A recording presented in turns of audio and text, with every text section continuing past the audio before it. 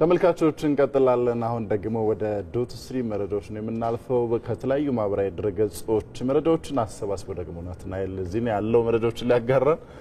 ናትናኤል በድጋሚ ቀደም ሲል ዋና ዋና ጉዳዮችን አነሳለን። አሁን ደግሞ ፈታፈታ አድርገን እንጠብቃለን። እንግዲህ በረመዳን ጾም ከገባ ጊዜ አንስቶ በሀገራችን ጠቅላይ ሚኒስትር ዶክተር አብይ አህመድ በቤተ መንግስት የተለያዩ አካላትን የአፍጥር ስነ ስርዓት ሲያካሂዱ ነበር።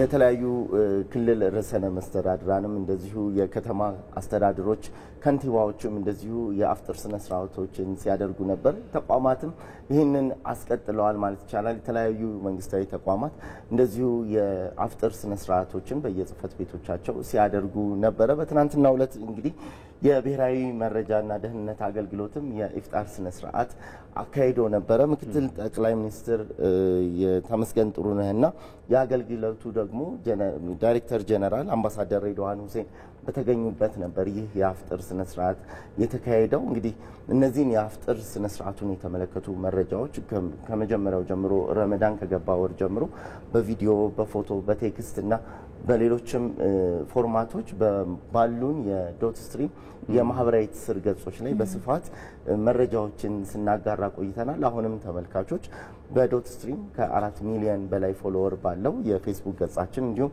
ከ1.7 ሚሊዮን በላይ ሰብስክራይበር ባለው የዩቲዩብ ገጻችን እንዲሁም ባሉ ሰፊ ከ33 የሚሆኑ የማህበራዊ ሚዲያ ፕላትፎርሞች ላይ ገብተው እነዚህን መረጃዎች ማግኘት እንደሚችሉ ለመግለጽ ፈልጋለሁ።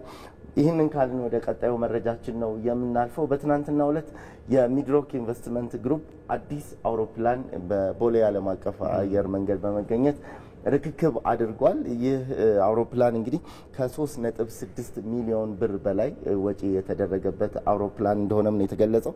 ከ3.6 ሚሊዮን ዶላር በላይ ወጪ የተደረገበት አውሮፕላን ነው። እንግዲህ 14 ሰዎችን የመጫን አቅም እንዳለውም ሲገለጽ ነበር። ይህ አውሮፕላን መለስተኛ አውሮፕላን በመሆኑ የአየር ማረፊያ በሌለባቸው ባልተደራጀባቸው አካባቢዎች ገጠራማ አካባቢዎች ላይም እንደዚሁ በቀላሉ ማረፍ አገልግሎት መስጠት እንደሚችልም ሲገለጽ ነበር።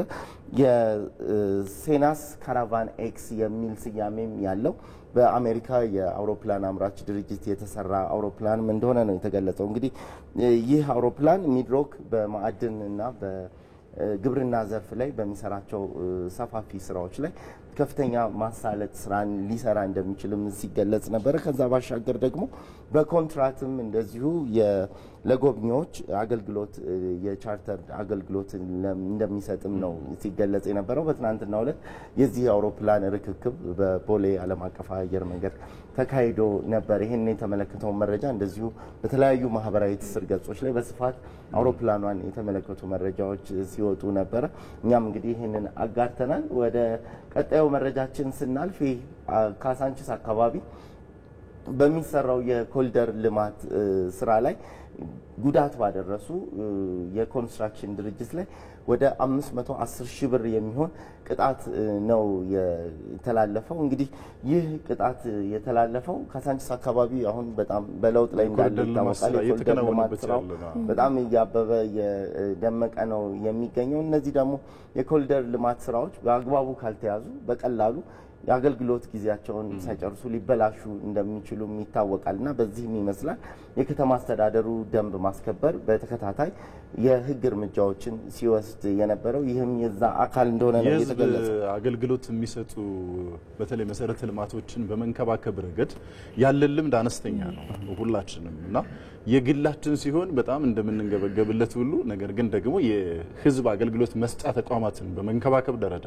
መሰረተ ልማቶችን በመንከባከብ ደረጃ ያለና አመለካከት አነስተኛ ስለሆነ እንደ አይነት አስተማሪ እርምጃዎች ህብረተሰቡ እንዲጠነቀቅ እንዲያስተውል ለምንድን ነው ይሄ እርምጃ እየተወሰደ ያለው የሚለውን እንዲመለከት የሚያደርግ ይመስላል። በትክክል እንግዲህ ይህ ጉዳት የደረሰው በከፍተኛ የኮንስትራክሽን ተሽከርካሪ በእግረኛ መንገድ ላይ በማረፉ ምክንያት የደረሰ ጉዳት ነበረ። ይህን እንግዲህ ሜልኮን ኮንስትራክሽን የተባለ ድርጅት ያደረሰው ጉዳት እንደሆነና ተቋሙ እንደ ተቋም 500 ሺህ ብር ቅጣት የተላለፈበት ሲሆን ከዛ ባሻገር ደግሞ የተቋሙ 2 ሹፌሮች ደግሞ እያንዳንዳቸው 5,000 ብር በድምሩ 10,000 ብር ቅጣት እንደተላለፈባቸው ነው የተገለጸው። እንግዲህ በኮሪደር ልማቱ ላይ ጉዳት ማድረስ ብቻ ሳይሆን በአሽከርካሪዎችን ይዘን በምንንቀሳቀስበት ሰዓትም እንደዚሁ የተለያዩ የህግ መተላለፎችን ሰዎች እንዲጠነቀቁ ትልቅ አስተማሪ ሊሆን የሚችል እንደሆነም ነው የተገለጸው የነበረው። በተለይ ደግሞ ለአሁን የህብረተሰቡ መሰረታዊ ችግር አነሳን እንጂ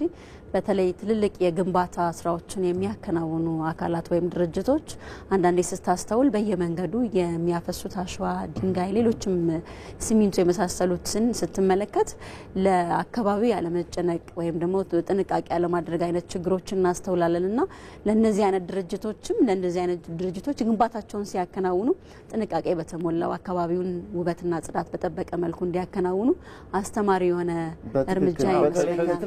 ኮንስትራክሽን ሳይቶች የሚወጡ ከባባድ ተሽከርካሪዎች የሚጭኗቸው አፈር አሸዋም ይሆናል ከሌሎችም ነገሮችን ከልኩ በላይ በመጫን በየመንገዱ ላይ ያፈሰሱ የሚሄዱበት ጎማቸውን በጭቃና ጠጠር ተይዞ አስፋልት ላይ ሲወጡ አስፋልቱን ጉዳት የሚያደርስበትም እንደዚሁ በሰፊው ይስተዋላልና እንግዲህ የደንብ ማስከበር እርምጃው በእነዚህም ላይ የሚቀጥል እንደሚሆን ከእርምጃም በላይ ግን ደግሞ ግንዛቤያችን ገና ስለሆነ ማስገንዘብ ላይ በጣም በተደጋጋሚ መሰራት መቻል አለበት። እርምጃ ወስደ ምናልባት ሊደነግጥ ሊማር ይችላል።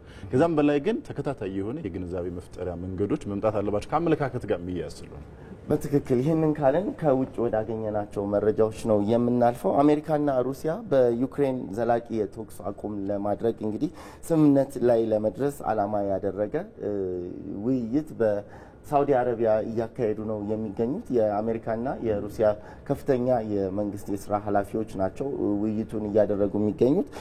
ፕሬዚዳንት ዶናልድ ትራምፕ እንግዲህ ባሳለፍነው ሳምንት ውስጥ የዩክሬኑን ፕሬዚዳንት ዜሌንስኪን እንዲሁም ደግሞ ከሩሲያውን ፕሬዚዳንት ቭላዲሚር ፑቲን ጋር ውይይት ማድረጋቸው ይታወሳል። ያንን ተከትሎ ነው እንግዲህ የሳዑዲ አረቢያው ውይይት እየቀጠለ የሚገኘው። እንግዲህ በጥቁር ባህር ላይ ያለውን ግጭት ለማስወገድም እንደዚሁ ያለመ ውይይት እንደሚደረግ ፕሬዚዳንት ዶናልድ ትራምፕ ወደ ስልጣን ከመጡ በኋላ በዩክሬንና ራሻ መካከል ያለውን ጦርነት በአጭር ጊዜ ውስጥ ለመቋጨት የያዙትን ውጥን የሚያጠናክር እንደሆነ ነው እየተገለጸ ያለው። እንግዲህ በተለያዩ ዓለም አቀፍ ማህበራዊ ትስስር ገጾች ሚዲያዎችም በስፋት ሲነገር እየነበረ ነው።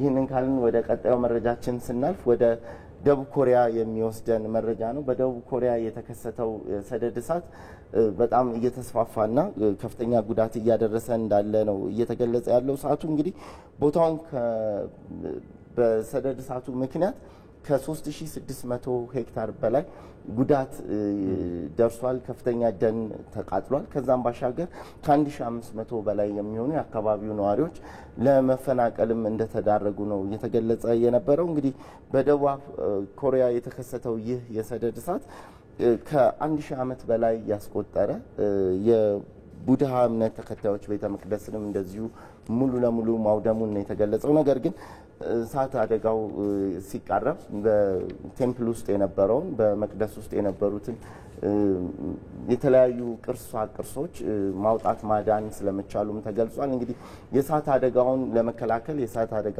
ሰራተኞች ከፍተኛ ተጋድሎ እያደረጉ ነው የሚገኙት። እስካሁን 4 ሰዎች ህይወታቸው አልፏል። ከህይወታቸው ካለፈው 4 ሰዎች ውስጥ ደግሞ 3ቱ የእሳት አደጋ ተከላካይ ሰራተኞች እንደሆኑም ነው እየተገለጸ ያለው። እንግዲህ ዓለም አቀፍ ሚዲያዎች ይህንን የሰደድ እሳት በስፋት እየዘገቡት ነው የሚገኘው።